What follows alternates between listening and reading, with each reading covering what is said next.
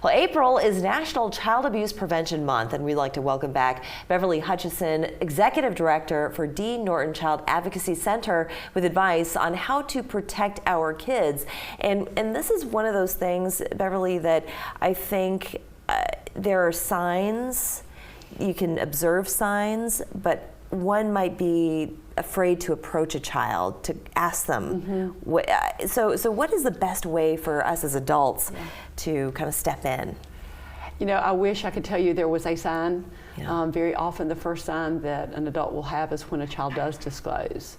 You know, we talk about some potential red flags. You know, if you see a significant change in your child's behavior, if they don't want to do something they used to love to do, something that is drastic enough to, you know, call to your attention as their parent or caregiver, you know, that might be a place to say, you know, what's going on? You know, you used to love this. Can you tell me what's changed? Really open-ended questions to give them an opportunity to share something if there is a concern they have. Might be they just don't feel like going to soccer, or it might be that there's you know, something else going on. And what if those signs are something a little bit more physical, like bruises or, you know, I think in that case you do follow up with your gut. You know, if your gut tells you this is off and the explanation for what you're seeing doesn't fit, you know, I think that at that point you want to consider some professional advice. So who would be someone to go to in that case? I think it'll depend on the situation. So there's not one blanket answer that I can really share with you. It could be that the most appropriate next step is just to have them checked out by a doctor to make sure that it's not more significant, that what you're seeing doesn't mean that there are other reasons for this. So maybe start with ruling out any other cause, and then perhaps your child will begin to open up and share what might have happened.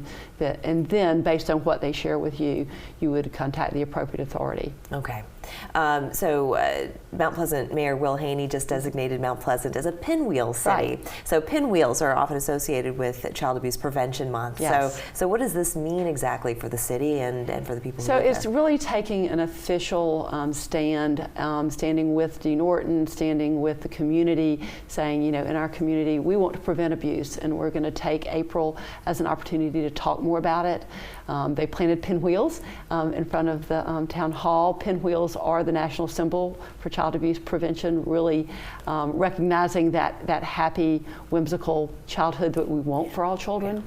So we were really pleased to have the mayor join and make a stand about, you know, believing that it is an important issue and that it does happen, you know, in our own communities, and addressing it, not shunning talking about it, but actually bringing it out into the light. And what would you advise parents that may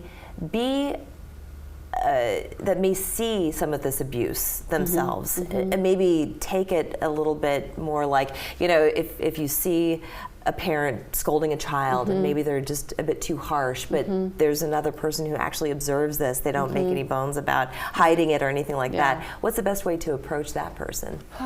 That's a great question, and it's one that I think each of us has faced, right? And you know, it's like, that was harsh. And it's hard because we don't know what that parent's experiencing in that moment. Right. You know, offering, you know, seems like you've got a lot going on. Can I help you in any way?